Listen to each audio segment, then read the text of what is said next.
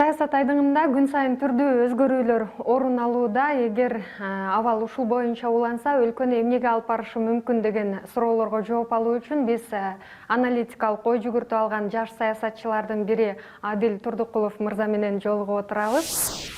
Турдукулов Адил Ильязович туулган жылы 1981 жылдын 20-июнь күнү. Туулган жери Талас облусунун Кара-Буура району. Билими Кыргыз улуттук университетинин мамлекеттик жана муниципалдык башкаруу факультетин аяктаган. Билген тилдери кыргыз, орус жана япон тилдери. Үй бүлөлүк абалы, үй бүлөлүү 2 баланын атасы. Учурда сөз эркиндигин коргоо комитетин жетектейт, жаңы муун кыймылынын өкүлү. Адил Турдукулов эмгек жолун 1999 жылы улуттук телерадио компаниясында алып баруучу кабарчы катары баштаган. 2003-2005 жылдары депутаттыкка талапкерлердин кеңешчиси жана башка кызматтарды аркалаган. Кийин Тышкы иштер министрлигинин маалымат бөлүмүнүн башчысы, Социал-демократтар партиясынын Бишкек шаардык саясий кеңешинин төрагасы, өкмөт башчынын жардамчысы жана Кыргызстандын Япониядагы элчилигинде экинчи катчы кызматын аткарган. Сиз азыркы бийликти аеусуз сынга алып келесиз. Бүгүнкү күндөгү бийликтегилерге каршылык барбы же бийликтегилердин жүргүзгөн саясатына каршысызбы? Эми бийликтеги бул иштерди жасаган бул адамдар. Ошондуктан бийликтин жасаган аракеттерине дагы ошону ким жасап аткандар, ошолордун ысымын айтып сындайм. Анткени коррупция бул теоретикалык нерсе эмес, бул практикалык нерсе. Бүт ошол пара берген, алган дагы ошол коррупциялык схемаларды түзгөн дагы бул адамдар болуп эсептелинет. Ошондуктан алардын баарыныкы тең аттары, ысымдары бар. Ошол үчүн мен жөн эле мындай бир асмандан алып же мындай абстрактуу түрдө схемаларды алып айтканга мындай өзүм милдет катары эсептейм. Так ысымы менен адамдарды атуу бул абдан маанилүү деп ойлойм. Саясатка аралашып калууга сизге эмне түрткү болду? Анан качантан баштап саясатка нараазычылык пайда болду? Качантан баштап сын айта баштадыңыз?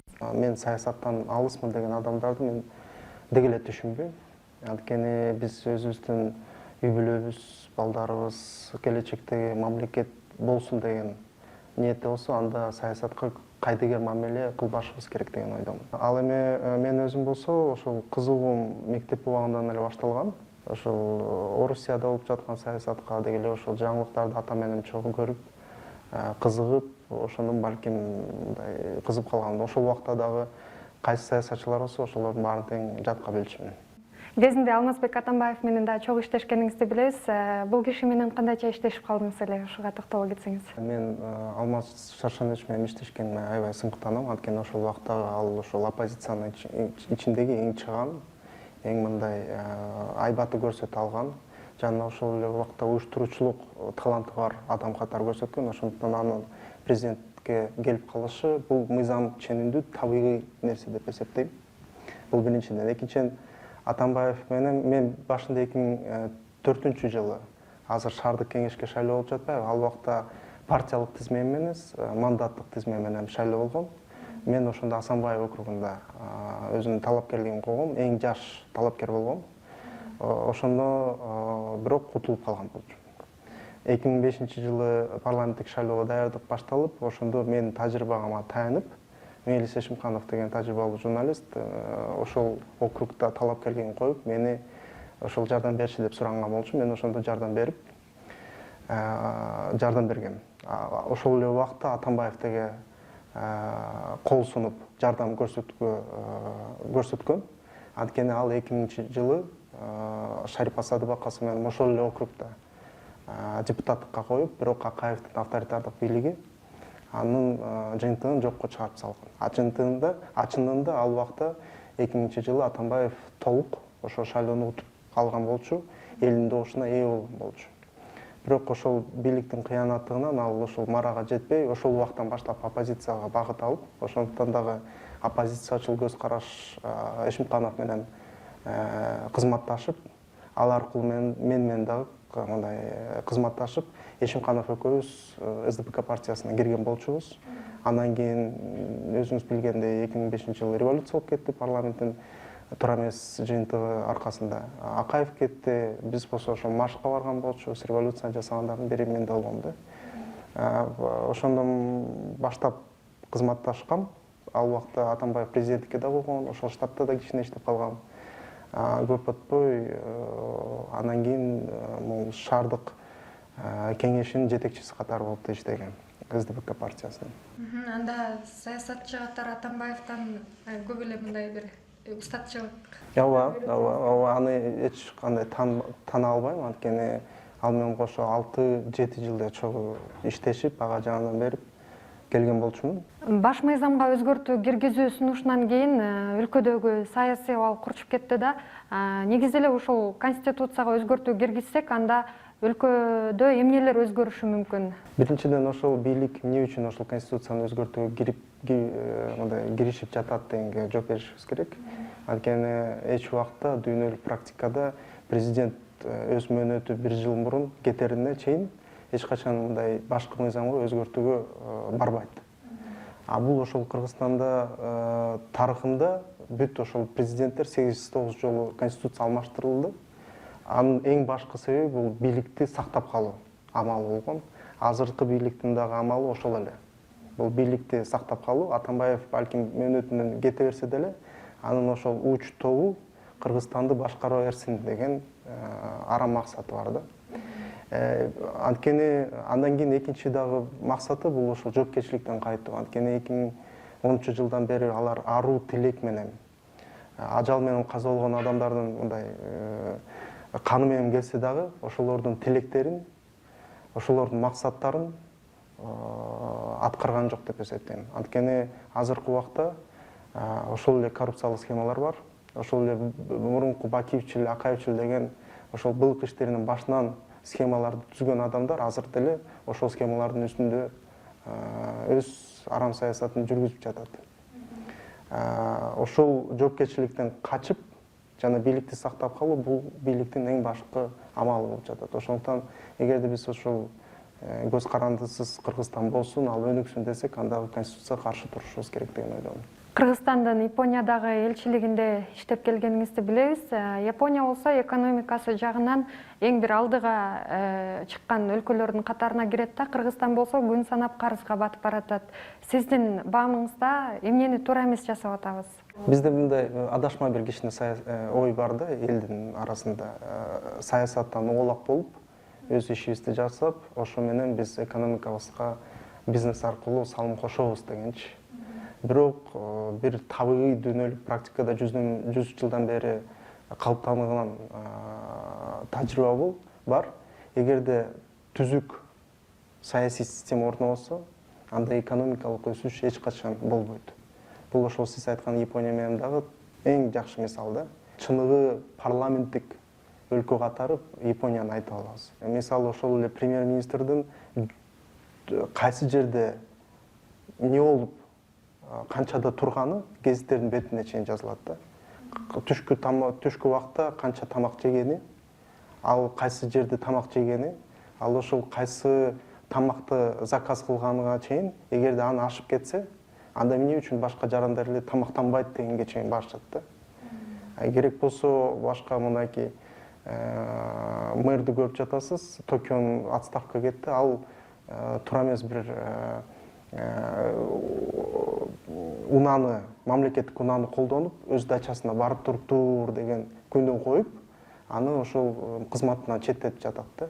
Бул эмненин белгиси? Бул биринчиден парламенттик система толук кандуу орногондугу, жана атылдуу ком кайдыгер болбой, аларды ошол көзөмөл жүргүзгөнгө аракет жасап жатканы, жана массалык маалымат каражаттарына аябай эркин, ошол NHK деген телекомпаниясы бар. Ал жерде мисалы жума сайын алар рейтинг жүргүзүп жатат. Эгерде премьер-министрдин рейтинги, алар жүргүзгөн рейтинги 4%-тен ашып түшүп кетсе, анда премьер-министр өз сыктары менен отставкага кетет. Бул дагы ошол массалык маалымат каражаттар канчалык деңгээлде аябай орчундуу роль ойнорун белгиси катары баласы болот да.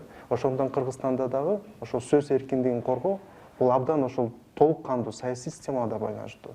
Кыргызстандын экономиканын өнүгүүсүнө дагы толук байланыштуу. Сөз эркиндиги деп калдыңыз. Жакында эле президент Алмазбек Атамбаев Бакиев учурундагы абалды эскертүү менен маалымат каражаттарында иштеген өкүлдөргө коңгуроо какты. Бул эмнеден кабар берет деп ойлойсуз? Бир жагынан Атамбаев туура айтат. Салыштырмалуу түрдө бизде сөз эркиндиги башка коңшу мамлекеттерге караганда жакшыраак абалда.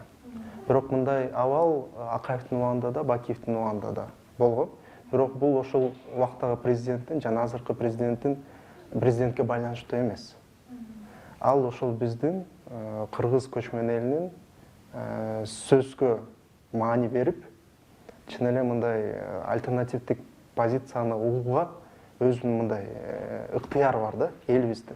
Бул элдин байлыгы. Деги эле Кыргызстанда 25 жылдан бери сыймыктана турган эмне нерсе десек, бул бир гана нерсе бар да, чындыгындачы сөз эркиндиги.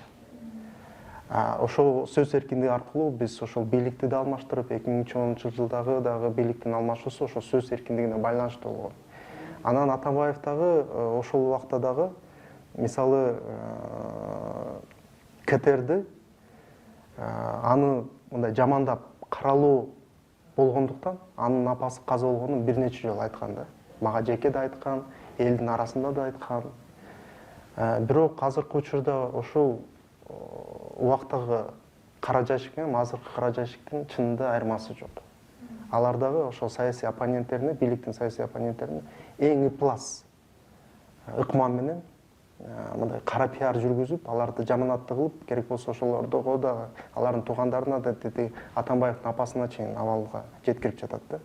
Бул ошол азыркы бизде Кыргызстандын 3-чү революция болсо дагы бийликтин мындай эң жаман ыплас жана бул аларга мындай бир таптакыр алып келбей турган нерсе да. Алар балким ошол ыкма менен азыркы учурда бир жеңишке жетебиз деп, утурумдук жеңишке жетебиз деп ойлойт. Бирок келечекте биз дагы, биздин урпактарыбыз да алардын мындай ыкманы колдонгон үчүн эч качан кечирбейт деген ойдомун. Атамбаев айтып аткан эки эле нерсе бар. Сыргак Абдуллаевди сабап кетти, бирок кайсы себептен сабап кеткен белгисиз да. Бул жерде саясатта болбошу мүмкүн. Геннадий Бабулюк өлтүрүлгөн. Анткени ал Атамекен менен тыгыз байланышкан болчу, оппозициялык фракция менен. Ошондуктан ал сабалган. Бул Атамбаевке да байланыштуу эмес болчу да, көбүнчө. Ал эми 2010 жылдан бери чындыгында Кыргызстанда мына көптөгөн журналисттер сабалды да. Ошол Сыргак Абдуллаевди Турак Акимов сабалды. Ал болсо Турганбаевди күнөөлөдү, бирок Турганбаевге карата эч кандай жоопкерчилик мындай коюлган жок да. Дарья Подольская, Шайырбек Маматокторов, жана Эркин Мамбеталиев келер аркылуу сабалды деп айтып чыкты, жарыя кылды, бирок ошого да эч кандай жоопкерчилик болгон жок. Анткени ал Атамбаевдин жан жөкөрү. Андан тышкары могул Вечерний Бишкек, Ош ТВ басылмаларынын рейдерлик жол аркылуу басып алышы бул ошол сөз эркиндигине болгон түздөн-түз чабуул.